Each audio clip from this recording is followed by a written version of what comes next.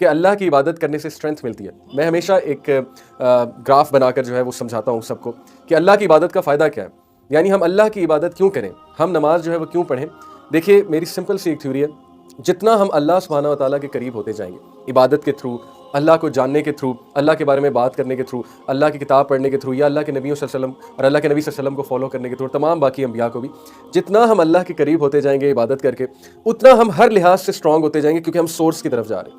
हम physically, mentally, spiritually हर तरह से हम ताकतवर होते जाएंगे, और जितना हम अल्लाह से दूर जाते जाएंगे उतना हम वीक होते जाएंगे, spiritually weak, mentally weak, psychologically weak. आपके सामने हर चीज़ मौजूद है। आप लोगों पे ज़रा नज़र तो दौड़ाइए, हमारी टेंशनें क्या होती हैं। हम छोटी छोटी बात पे टेंशनें लेते हैं, हम किसी की कोई बात जो है हमें बुरी लग जाती है, हम अपने पूरे दिन को जो है वो ख़राब कर देते हैं। हालांकि इस पर एक बड़ी ज़बरदस्त बात है, एक स्पीकर ने क्या खूब बात की, उन्होंने कहा कि अगर आपके अकाउंट में तकरीबन 8,64,000 रुपये पड़े हुए हैं, तो उसमें से अगर 10 रुपये कोई ले लेता है, तो क्या आप बाकी के जो पैसे हैं, यानी 8 लाख समथिंग जो भी बचे, 10 रुपये अगर उसमें से निकल गए, वो बाकी के पैसे आप फेंक देंगे अकाउंट में से, या उन बाकी के पैसों को आप जो है वो जला देंगे, ख़राब कर देंगे? Obviously no.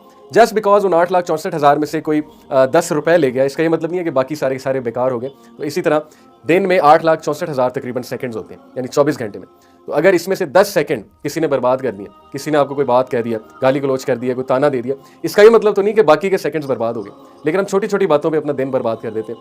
तो ये बड़ी ज़बरदस्त मुझे एक बात लगी जो मैं आपसे शेयर करना चाहता था। But the fact is that आप सहाबा की ज़िंदगी देखेंगे, सहाबा इन छोटी छोटी परेशानियों से बरी थे। दुनिया की टेंशनें उन्हें नहीं होती थी। हमारे लिए जो चीज़ें परेशानियां बनी हैं, टेंशनें बनी हैं, वो क्यों बनी हैं? क्योंकि हम साइकोलॉजिकली वीक हो गए, हम सोर्स से दूर हैं, हम उस हस्ती से दूर हैं जो हस्ती कंट्रोल में है। आप खुद सोचें, जिसके कंट्रोल में लोगों के दिल हैं, जिसके कंट्रोल में कायनात का निज़ाम है, जिसके कंट्रोल में रिस्क है। आपको पता है कि नबी अकरम सल्लल्लाहु अलैहि वसल्लम ने फरमाया कि अल्लाह के जो हाथ हैं, अल्लाह के हाथ हैं बाय द वे, अब वो कैसे हैं वल्लाहु आलम, फ्लैश बोन्स जिस तरह हमारे हैं उस तरह हम इमेजिन नहीं कर सकते, बट अल्लाह के हाथ हैं कैसे हैं वल्लाहु आलम।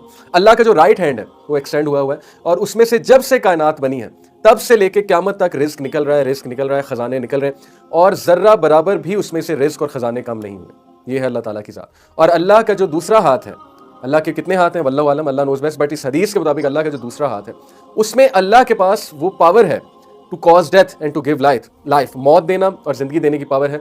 और उसमें अल्लाह के पास पावर है किसी को जलील करने की और किसी को इज्जत देने की।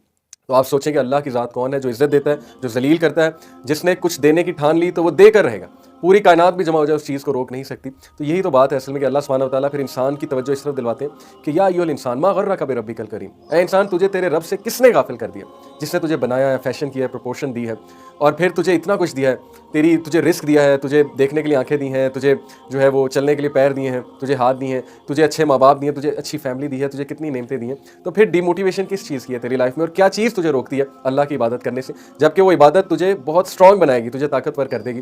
तो इबादत का कॉन्सेप्ट ही देखें इस चीज़ से चेंज हो जाता है। यकीन कीजिए कि जितना आप अल्लाह के करीब होंगे उतना आप स्ट्रॉन्ग होंगे, जितना आप अल्लाह से दूर होंगे उतने वीक होंगे, उतनी टेंशनें ज़्यादा होंगी, उतनी लोगों की बातें ज़्यादा अफेक्ट करेंगी, उतनी जो है वो हम पे परेशानी ज़्यादा हावी होगी। It is as simple as that. और सहाबा की बहुत सी मिसालें हैं कि वो दुनिया से बरी थे, लोग बड़ी बड़ी बातें उन्हें कर जाते थे, वो आगे से मुस्कुरा रहे होते थे, क्योंकि उनकी नज़र उस मिशन पर लगी हुई थी, जो मिशन बहुत बड़ा है, और मिशन है कि इंसानियत की खिदमत, और इंसानियत को खुश रखना है, और अल्लाह को खुश रखने के लिए ज़ाहिर इंसानों की खिदमत करनी है, और इंसानों को इंसाफ देना है, और पूरी कायनात में, पूरी दुनिया में जो है वो इंसाफ का निज़ाम कायम करना है, थिंग्स लाइक दैट। सो ये जो मैंने आपको एनिमल्स की एग्जांपल दी है, ये देने का मकसद ये था कि आप जान लें कि हमसे स्ट्रेंथ में हमसे बहुत ज़्यादा एनिमल्स, लेकिन इबादत की जब बात होगी तो ह्यूमन बीइंग जो है इबादत में बहुत अफजल है। अब आप इमेजिन करें कि ट्रिलियन प्लैनेट्स हैं हमारी गैलेक्सी में सिर्फ, ओके, अगर हम सिर्फ अपनी गैलेक्सी की बात करें, there are trillions of planets, trillion is a big number. उसके बाद अगर हम गैलेक्सीज की बात करें तो इनफाइनाइट नंबर ऑफ गैलेक्सीज हैं, और फिर हम स्टार्स की बात करें तो आप इमेजिन कर लें कि स्टार्स कितने हैं।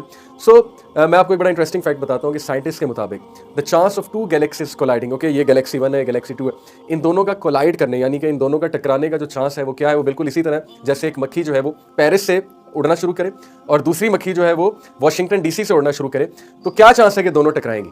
आप खुद सोच लें कि ऑलमोस्ट इनफाइनाइट चांस है, ऑलमोस्ट जो है वो इम्प्रॉबेबल सिचुएशन है, इम्पॉसिबल सिचुएशन, और कितना टाइम उन्हें लगेगा।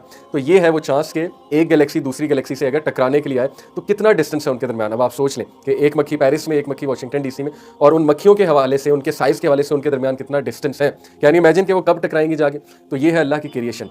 और जब अल्लाह की इतनी वास्ट क्रिएशन है, हम किस बेसिस पे उस खालिक को रिजेक्ट करते हैं? हमारी यानी कि औकात क्या है, हमारा साइज़ क्या है, और हमारा जो है हमें किबर किस चीज़ का है। और आपको पता है कि साइंटिस्ट ये कहते हैं कि बिग बैंग होने के बाद if things were 1 trillionth of a second of, 1 trillionth, 1 second नहीं, 1 ट्रिलियंथ ऑफ अ सेकंड अगर चीज़ें ऑफ होती, यानी उनमें डिले होता 1 ट्रिलियंथ ऑफ अ सेकंड का, तो none of this would have happened.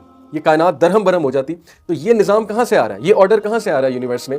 Universe order के साथ क्रिएट की गई है। हर चीज़ में क्रिएशन में यूनिटी आपको नजर आ रही है, क्रिएशन में आपको जो है वो परफेक्ट डिज़ाइन नजर आ रहा है। Who is controlling it? कौन कंट्रोल कर रहा है, कौन इन चीज़ों को हुक्म दे रहा है, कौन इन चीज़ों को गवर्न कर रहा है? आपको पता है कि मूसा अलैहिस्सलाम ने एक बार अल्लाह सुब्हानहू व तआला से पूछा। मूसा अलैहिस्सलाम बहुत से क्वेश्चन पूछते थे अल्लाह से। तो मूसा अलैहिस्सलाम ने एक बार अल्लाह से पूछा कि अल्लाह आपको नींद नहीं आती, आपको ऊँघ नहीं आती? तो ये बड़ा क्यूट सा क्वेश्चन है। तो अल्लाह सुब्हानहू व तआला ने कहा कि मूसा आप ऐसा कीजिए कि एक नाजुक सी चीज़ पकड़ के खड़े हो जाइए, और आपने सोना नहीं है। अब मूसा अलैहिस्सलाम ने कोई नाजुक सी चीज़, कोई शीशा टाइप चीज़ जो ऑब्वियसली ग्लास की बनी होगी, वो पकड़ के वो खड़े हुए, and he tried his best कि वो ना सोए। लेकिन इंसान थे, उन्हें थोड़ी सी ऊँघ आई। ऊँघ आप समझते हैं ना, यानी कि अगर आप एक जगह बैठे हैं और आपको सिर्फ कहा जाए यहाँ पे बैठो और इस चीज़ की हिफाजत करो, आप कितनी देर हिफाजत करेंगे? आप बोर हो जाएंगे। आप 8 घंटे हिफाजत कर लेंगे, 10 घंटे हिफाजत कर लेंगे, उसके बाद आपको ऊँघ आएगी आएगी। मूसा अलैहिस्सलाम को ऊँघ आई और वो चीज़ नीचे गिरी और किरची किरची हो गई। तो अल्लाह सुब्हानहू व तआला ने मूसा अलैहिस्सलाम को कहा कि Musa, if I was to sleep, अगर मुझे नींद आए या मुझे ऊँघ आए तो कायनात का ये हिसाब किताब होगा, यानी कायनात किरची किरची हो जाएगी अगर मुझे ऊँघ आ जाएगी। तो सोचें कि अल्लाह कौन है? अल्लाह अल क़य्यूम है, कायम रहने वाला है, और इंसान जो है ये फ़ानी होने वाला है। तो हम किस बेसिस पे अल्लाह सुब्हानहू व तआला को जो है वो रिजेक्ट करते हैं?